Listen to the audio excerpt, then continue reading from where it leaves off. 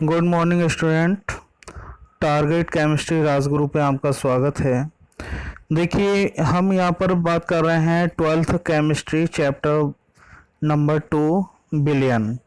तो बिलियन में जो है, बिलियन चैप्टर में दो जो है आपके नियम जो है बहुत ज़्यादा इम्पोर्टेंट हैं। एक है राउल्ट का नियम जो पहले आपको करा चुका हूँ। यहाँ पर बात कर रहा हूँ हेनरी के नियम की। हेनरी का नियम, तो हेनरी का नियम क्या है? हेनरी का नियम किसी गैस की द्रव्य में विलयता पर दाब के प्रभाव को व्यक्त करता है।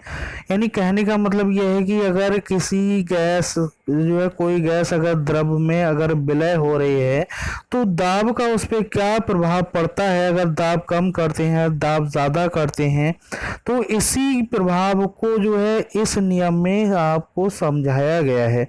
तो देखिए, इस नियम के अनुसार स्थिर ताप, यानी ताप जो है आपका स्थिर रहना चाहिए। स्थिर ताप पर किसी विलायक के इकाई द्रव्यमान में, इकाई द्रव्यमान यानी कुछ भी इकाई द्रव्यमान ले लीजिए, चाहे 100 ml ले लीजिए, चाहे 1 लीटर ले लीजिए, चाहे 10 लीटर ले लीजिए, कोई भी कांस्टेंट होने चाहिए।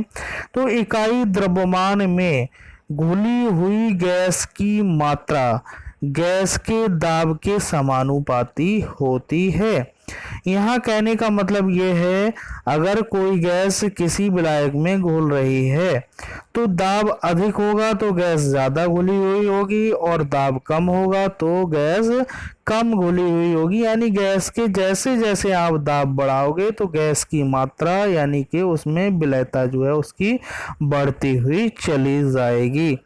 यानी W प्रोपोर्शनल P, यहाँ प्रोपोर्शनल का साइन जो है मैं नहीं बना पाया है क्योंकि मेरी जो है की बोर्ड्स में नहीं है, तो इसलिए मैंने प्रोपोर्शनल लिख लिया है। तो W प्रोपोर्शनल P।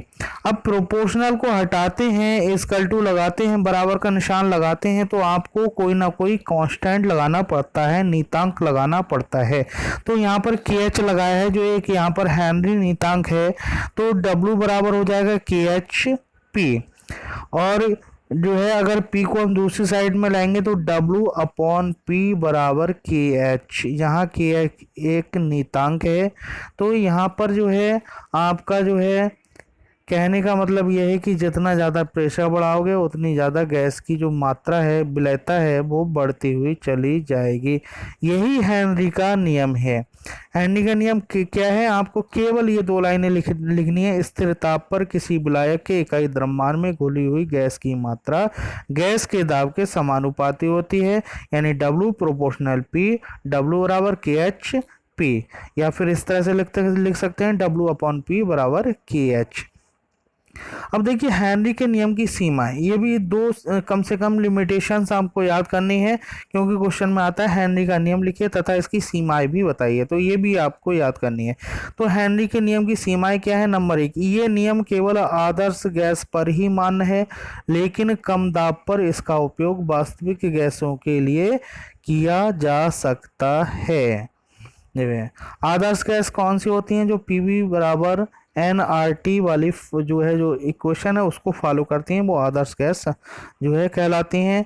नंबर 2, ये नियम उन गैसों पर लागू होता है जो विलयन में आयनित या संगुणित नहीं होती हैं।